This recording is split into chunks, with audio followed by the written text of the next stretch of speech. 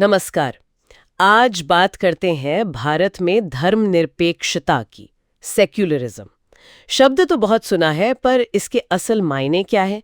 क्या ये हमेशा से भारत की सोच का हिस्सा रहा या फिर बाद में जोड़ा गया? हाँ, ये सवाल बहुत अहम है। तो हमारे पास एक लेख है, धर्मनिरपेक्षता भारत की मूलभूत आत्मा। उसी के कुछ अंशों पर आज बात करेंगे। देखते हैं ये विश्लेषण हमें क्या बताता है। बिल्कुल।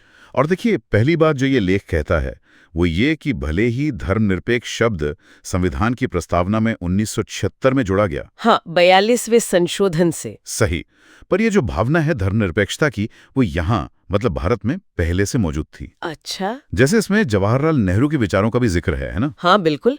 उनकी आत्मकथा से एक अंश है जहां वो संगठित धर्म ऑर्गेनाइज्ड रिलीजन को लेकर अपना एक तरह का डर जाहिर करते हैं। वो उसे अक्सर अंधविश्वास, कट्टरता और यहाँ तक कि शोषण से भी जोड़कर देखते थे। और ये भी साफ करना जरूरी है कि भारत वाली धर्मनिरपेक्षता वो फ्रांस या अमेरिका जैसी नहीं है। नहीं, बिल्कुल नहीं। सुप्रीम कोर्ट ने भी ये कहा है।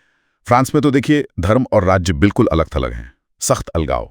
हाँ। और अमेरिका में क्या है कि राज्य किसी धर्म की स्थापना नहीं कर सकता, कोई स्टेट रिलीजन नहीं होगा। ठीक है।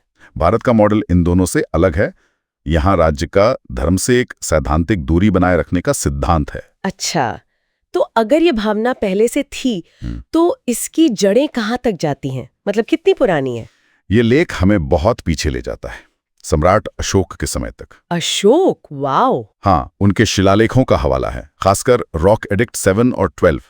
7वां एडिक्ट कहता है कि सभी धर्मों के अनुयायियों को हर जगह सम्मान से रहना चाहिए। क्यों? क्योंकि सभी आत्मसंयम और मन की पवित्रता चाहते हैं।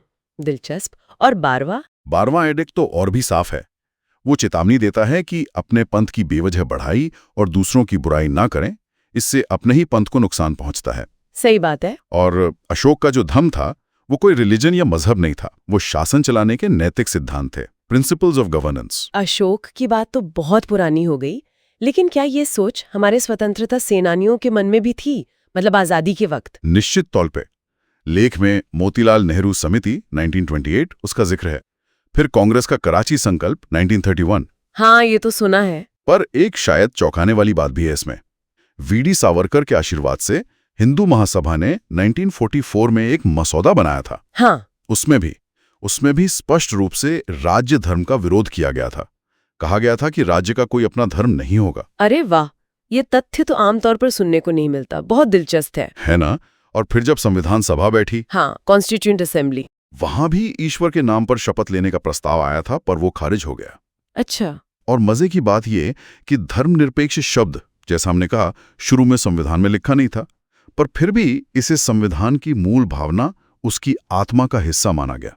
तो ये भावना पहले से थी? बिल्कुल। और इससे भी ज्यादा महत्वपूर्ण, 1973 में केशवानंद भारती केस हुआ। हाँ, वो बेसिक स्ट्रक्चर वाला मामला। एग्जैक्टली। उसी मामले में सुप्रीम कोर्ट ने धर्मनिरपेक्षता को संविधान की मूल संरचना यानी बेसिक स्ट्रक्चर घोषित कर दिया था। 1973 में? यानी 1976 के संशोधन से भी पहले? हाँ, संशोधन से 3 साल पहले ही।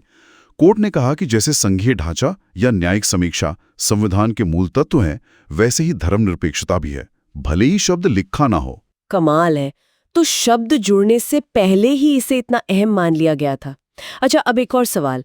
क्या ये धर्मनिरपेक्षता असल में धर्मों के लिए अच्छी है?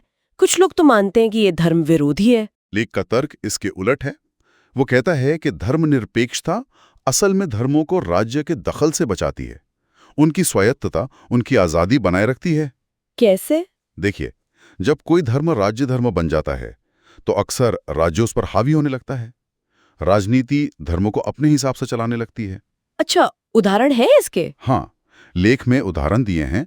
जैसे इंग्लैंड में हेनरी 8 ने पोप का अधिकार मानने से इनकार कर दिया और खुद चर्च का प्रमुख बन बैठा। या कुछ तथाकथित इस्लामी राज्यों में इस्लाम की स्थिति पर भी राज्य का नियंत्रण दिखता है। या फिर लेख में हाल के राम मंदिर अभिषेक का भी जिक्र है, जहां धार्मिक गुरुओं की राय के ऊपर सरकारी फैसलों का प्रभाव देखा गया। तो राज्य का दखल धर्म की स्वायत्तता कम कर सकता है। हाँ, और इसी संदर्भ में जॉन लॉक और रोजर विलियम्स जैसे विचारकों का भी जिक्र है। लॉक का क्या कहना था? और लॉक मानते थे कि राज्य का काम है नागरिकों के सांसारिक हितों की रक्षा करना, जीवन, स्वतंत्रता, संपत्ति आत्मा की देखभाल करना राज्य का काम नहीं है। और रोजर विलियम्स? विलियम्स तो और आगे गए। वो चाहते थे कि चर्च को राज्य के बुरे असर से बचाया जाए, मतलब धर्म को राजनीति से बचाना है। ये तो काफी गहरा विचार है। अच्छा, दुनिया में और कैसे मॉडल हैं धर्मनिरपेक्षता के? लेख संक्षेप में बताता है।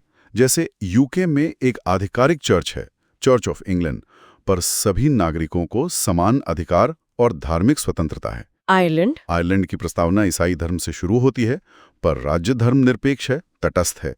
ग्रीस में एक प्रमुख धर्म है, ऑर्थोडॉक्स चर्च, लेकिन वहां भी समानता और धार्मिक स्वतंत्रता की गारंटी है। और हमारे पड़ोसी पाकिस्तान, श्रीलंका? हाँ, उनके मॉडल अलग हैं।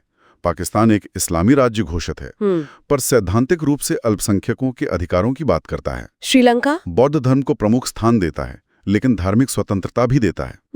तो इन सब मॉडलों के बीच लेख कहता है कि भारत का जो मॉडल है वो अशोक के धम्म वाली सोच से ज्यादा प्रेरित है। यानी राज्य की तटस्थता और सभी धर्मों के प्रति समान सम्मान, जिसे सर्वधर्म समभाव भी कहते हैं। तो इन सारी बातों को समेटते हुए ये लेख आखिर में किस नतीजे पर पहुंचता है? निचोड़ क्या है? लेख का निष्कर्ष यह है कि भारत ने जब पाकिस्तान से अलग रास्ता चुना तो उसका एक बड़ा आधार यही था कि धर्म और राज्य अलग अलग रहेंगे।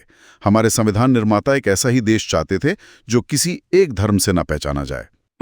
तो जो भावना संविधान में शुरू से निहित थी, उसी को 1976 में शब्द देकर और स्पष्ट कर दिया गया। अच्छा। लेख में भाजपा के सकारात्मक धर्मनिरपेक्षता या पॉजिटिव सेकुलरिज्म के वादे का भी उल्लेख है आखिर में। तो कुल मिलाकर इस चर्चा से ये बात तो साफ होती है कि भारत में धर्मनिरपेक्षता की जड़ें काफी गहरी हैं।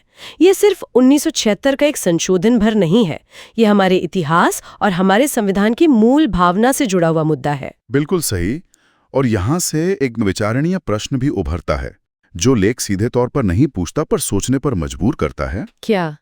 कि क्या किसी एक प्रमुख आध्यात्मिक विरासत को स्वीकार करते हुए भी, जैसा कुछ अन्य लोकतंत्रों में दिखता है, सभी नागरिकों के लिए धार्मिक स्वतंत्रता और समानता पूरी तरह सुनिश्चित करना संभव है? ये एक वाकई गहरा सवाल है। हाँ, ये एक ऐसा बिंदु है जिस पर आगे और सोचा जा सकता है और बहस की जा सकती है।